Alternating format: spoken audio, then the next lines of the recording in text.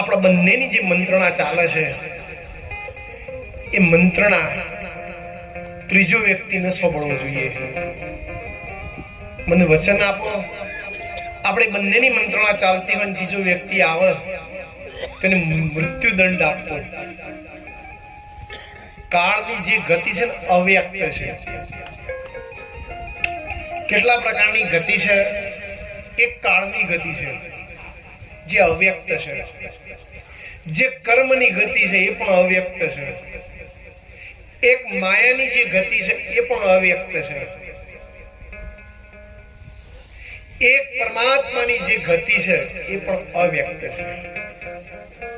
કોઈ જ્ઞાની પુરુષો ની નજરોમાં એક ગતિ આવે છે. એક ગ્રહોની ગતિ છે, પવનની ગતિ છે, એક મનની ગતિ છે.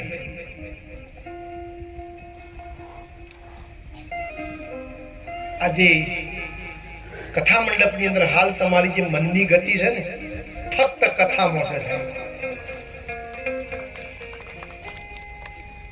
આપણા મહાપુરુષોએ કેટલાય પ્રકારની ગતિનું વર્ણન કર્યું છે. એ ગતિમાં આપણે જશું તો વિષયાંતર થશે. કાળની ચર્ચા આવી છે કે હું વાત કરું.